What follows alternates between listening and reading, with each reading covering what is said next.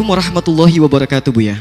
Waalaikumsalam. Saya ingin bertanya langsung kepada Buya, bagaimana sebenarnya hukum orang Islam masuk ke gereja dan memberikan ceramah yang bertemakan kebangsaan dalam rangka pembukaan gereja? Saya mendengar ada ulama yang mengharamkannya, namun saya juga melihat ada potongan video Buya yang memperbolehkan masuk ke gereja dalam keadaan darurat. Mohon penjelasannya sekali lagi, Buya. Terima kasih. Wassalamualaikum warahmatullahi wabarakatuh. Bismillah. Dalam membicarakan hal-hal yang semacam ini, ada orang yang tulus di dalam melihat, ada mungkin orang yang mengambil sisi lain untuk kepentingannya. Makanya semoga Allah melindungi kami dan melindungi semuanya, agar semuanya bisa tulus karena Allah. Tulus karena Allah. Pertanyaan ini sudah serupa, ini sudah pernah dimunculkan pertanyaan itu beberapa tahun yang lalu tentang bagaimana orang ceramah di gereja, masuk gereja dan sebagainya. Kalau tidak salah kita juga ngerinci, kalau hukum masuk gereja saja, hukum masuk gereja dan sholat di gereja, itu dibahas oleh para ulama ahli fikih. Tidak usah kitab gede-gede, kita baca kitab-kitab kecil saja, kita akan menemukan makruh sholat di tempat tempat onta, kandang onta yang ada minumnya onta, di tempat ini, di gereja, makruh sholat dan sebagainya. Tapi kita mengambil hukum itu nggak boleh dengan hawa nafsu. Tujuan apa? Kita mengambil perkataan ulama itu tujuan apa? Di saat ulama menulis itu pun juga tujuannya apa? Mereka menjelaskan hukum. Tapi kalau sudah kita mengambil perkataan ulama, kemudian tujuannya adalah untuk hawa nafsu kita, kepentingan kita, biarpun benar jadi salah. Biarpun membawa Al-Quran, maka apa yang pertama dan utama adalah yuk kita sama-sama.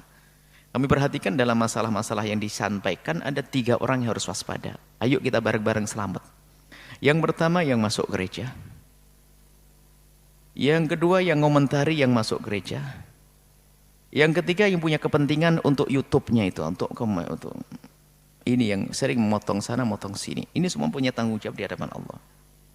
Harapan kami semuanya adalah masuk surga semuanya. Baik, kalau masalah masuk gereja, misalnya ulama mengatakan bahasanya masuk gereja, sholat gereja adalah makruh. Misalnya makruh. Ini kemakruhan begini, bagaimana sih maksudnya makruh? Ada hajat atau dalam keadaan normal dan sebagainya. Ya kita harus paham di sini.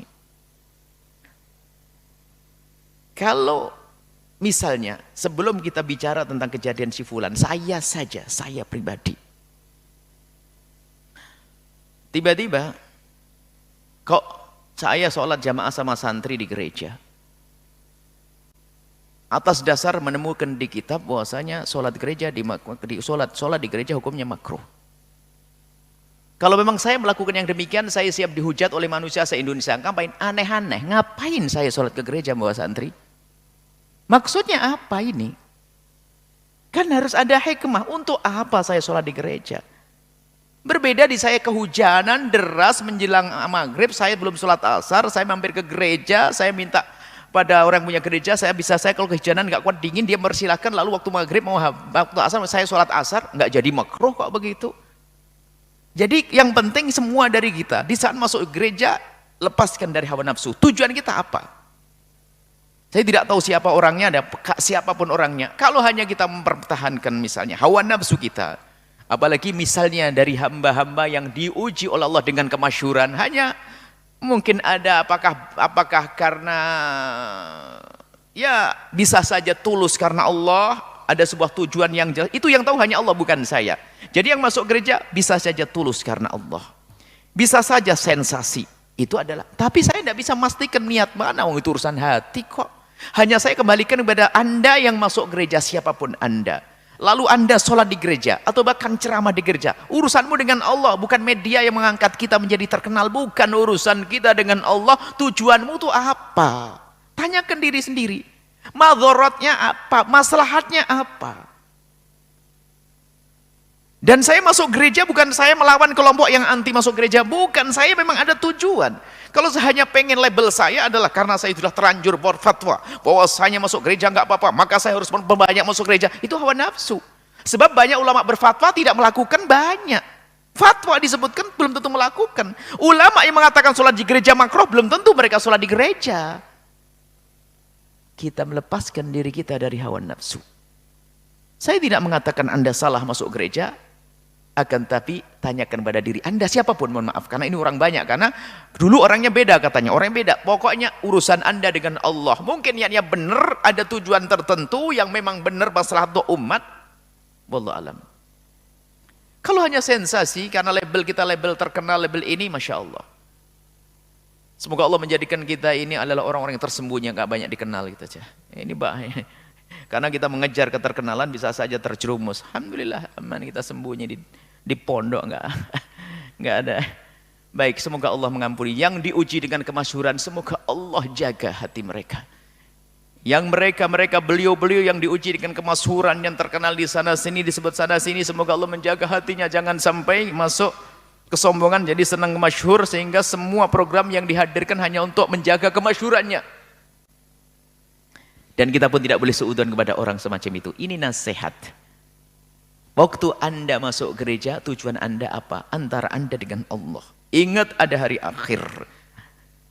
Ada hari akhir. Allah Maha tahu pada hati Anda. Kalau niatnya benar, semoga dibeli oleh Allah segala kebaikan. Saya tidak tahu itu. Makanya dalam hal-hal semacam ini, ingat, kita perlu ketulusan. Yang berfatwa, ulama yang mengatakan masuk gereja boleh, belum tentu mereka masuk gereja kok. Baik. Nah, kemudian ya, tujuan yang benar apa? Kalau tadi dikatakan untuk menceramah masalah sosial atau apa kebangsaan dan sebagainya, itu sama hukumnya, nggak ada masalah. Biarpun sholat juga aslinya pada dasarnya juga makruh sholat gereja, cuman kalau tujuannya nggak benar, tujuannya hanya pengen, mohon maaf, hanya urusan ketenaran misalnya, tapi ini bukan menuduh, jangan dikatakan menuduh. Kalau tujuan saya masuk gereja hanya pengen dilebut, wah saya sebagai ustadz yang beda, tampil beda, lain, terkenal, mungkin wah sensasi, lah saya buruk, neraka ini. Tapi kalau saya punya maksud hajat yang benar-benar pribadi antara saya dengan tim di sana dan punya tujuan maslahatnya ada, ya nggak dosa di hadapan Allah. Dan ini saya kembalikan kepada Allah. Semoga yang masuk gereja juga niatnya benar, kita tidak ingin ada orang beriman yang punya masa kebaikan lalu tidak diterima oleh Allah, enggak. Tapi tolong semuanya perlu kejujuran, ketulusan, itu yang akan diterima oleh Allah siapapun Anda. Satu. Yang kedua, yang biasa mengomentari orang-orang yang melakukan tindakan-tindakan seperti itu, kita jangan mudah terbawa oleh tim kita. Apalagi netizen, YouTuber yang lainnya, admin, semuanya untuk, wah ini lagi viral. Biasanya ada, walau kalau viral, kalau ngomong viral saya tidak mau komentar malahan. Ya ini lagi viral, oh enggak. Diam saja daripada kita jangan viral-viral, cari ada setan viral membahayakan. Jadi mungkin sebagai siapapun kalau ingin komentar tentang sesuatu, ini jangan hanya mengikuti omongan orang. Akan tapi kita pertimbangkan, kalau saya berkomentar nanti maslahatnya apa kira-kira? Kira-kira baik atau tidak? Kalau ternyata tidak baik, saya tunda komentar saya. Kalau bab nasihat, saya bisa nasihati secara khusus. Kalau memang saya menasihati secara umum, nasihat saya secara umum. Tapi sudah waktunya atau belum? Bagaimana? Artinya harus dipikirkan benar-benar agar kita tidak hanya mengikuti omongan tim kita. Ayo cepat, sebelum terlambat. Sebelum didahului orang lain, kita harus menjadi orang komentar pertama. Loh ini jadi komentator. Ustadz komentator nanti. Bukan begitu. Akan tapi ada tujuan kemaslahatan. Kalau memang harus dikomentari sesaat itu juga karena mungkin masalahnya sangat berat, ya segera, nggak ada masalah. Intinya saya kembalikan pada kecil. Makanya jangan juga, tadi ini kadang-kadang yang benci sama yang komentari langsung wah dapat, ya ngomong gitu nih. Yang tadi ngomentari yang masuk gereja, wah ini akhirnya saya jadi musuh semuanya. Giliran sekarang, wah ini Buya Yahya itu ngantem yang komentar ya. Oh enggak, saya enggak ngantem yang komentar. Tadi ngantem yang masuk gereja. Wah ini. Saya enggak ada teman-teman di sini. Saya hanya ingin mengajak yang baik saja, yang selamat. Urusan dengan Allah. Karena apa? Di masyarakat kejadiannya semacam itu, orang komentar karena begini. Orang mengomentar macam-macam, maka bagi yang biasa mengomentari atau membuat reaksi kepada apa yang pernah disampaikan dilakukan seorang tokoh masyhur misalnya, maka itu harus pertimbangkan betul. Pertama kita tahqiq permasalahannya, benar atau tidaknya, kemudian sejauh mana mungkin itu adalah memang salah, tapi bisa saja dia tidak mengerti atau dia salah paham. Anggap saja dia ustadz juga manusia, bisa salah masuk gereja mungkin karena ketidakmengertiannya, mungkin, atau dia tidak mengerti hukumnya, atau mungkin dia niatnya yang lain, mungkin. Maka di saat saya ingin komentar, maka saya harus waspada dulu agar saya tidak mudah membuka mulut saya untuk komentar, hanya nuruti ini yang di kiri kanan saya ini bahaya sekali. Yang ketiga, wahai hamba Allah yang merasa punya Tuhan Allah, ingat ada hukuman di akhirat. Jangan biasa motong omongan orang lalu Anda adu, Anda pengadu domba. Omongan saya bertahun-tahun yang lalu sebelum ada kejadian dihantamkan kadang-kadang, Buya Yahya ngomentari ini, padahal omongan saya jauh lebih dulu, 4 tahun sebelumnya.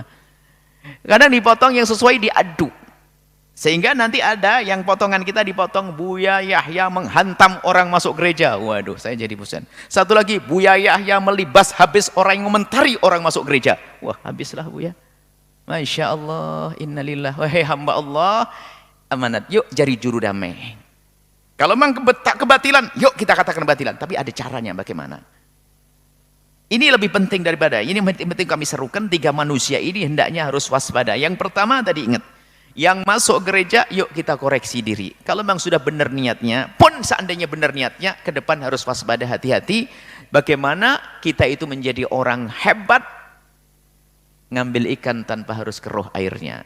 Jadi sukses, dakwah kemana-mana, tanpa harus ada yang gelisah. Tanpa harus ada yang gundah. Tanpa harus ada keributan. Ini hebat. Kemudian yang kedua, yang biasa komentar, saya ingin lagi, jangan mudah mengomentari siapapun al-baqi dibarengi dengan caci maki atau mungkin dengan kalimat keras. Jangan buru-buru. Coba harus tahqiq dulu. Kemudian apa? Di tahqiq benar tidaknya, bisa jadi tidak mengerti, bisa saja kita yang salah paham, bisa macam-macam. Kemudian kita jangan mudah terpengaruh dengan yang ada di kiri kanan kita untuk berkomentar itu. Karena apa? Khawatir nanti malah menjadikan permusuhan. Yang semula kita ingin cari juru damai, malah kita akan bikin ramai. Kemudian yang ketiga, ini yang banyak, Anda yang suka memotong-motong video, jika tujuannya baik, maka Allah Maha tahu tentang niat Anda dan Allah akan berikan segala kebaikan. Tapi ingat dan ingat, kalau ada niat busuk terbetik di hati Anda, senang mengadu domba, maka Allah akan hancurkan Anda di rumah Anda sendiri. Kami tidak tertarik dengan orang yang mengadu domba, tapi kami senang dengan juru damai. Juru damai, mengadu domba, motong kalimat ini diadu, motong kalimat dibadu, ada kepentingan. Masalahnya dia adalah orang, dia menjadi apapun menjadi pengkhianat nanti. Jadi ustadz pengkhianat, suka motong omongan orang, jadi pengusaha pembohong, jadi pejabat culas dan seterusnya, karena memang biasanya dia khianat. Nuruti hawa nafsunya. Ini saja. Insya Allah ini nasihat dari seorang saudara yang mencintai untuk saudara yang lainnya. Saya mencintai Anda semuanya, baik Anda sebagai orang yang mungkin ke gereja, atau mungkin yang suka berkomentar, atau suka motong-motong. Ayo kita sekarang berpikir bahwasanya ada akhirat, ada Allah, ada neraka, ada siksa, ada kebahagiaan, ada hukuman dari Allah Subhanahu wa taala. Dan ingat, Allah tidak tidur. Allah tidak tidur. Kalau kita selamat dari hukuman di dunia, masih akan dikejar dengan hukuman nanti di alam barzah dan di akhirat. Semoga yang mendengar suara ini, siapapun Anda yang semula yang bertentangan dengan kami, sekalipun kami doakan, semoga Allah memberikan hidayah dan diberi segala kebaikan, sehingga kita sama-sama semua menjadi ahli surga. Semua menjadi ahli surga tanpa ada pertentangan, tanpa ada perselisihan. Wallahu a'lam bissawab.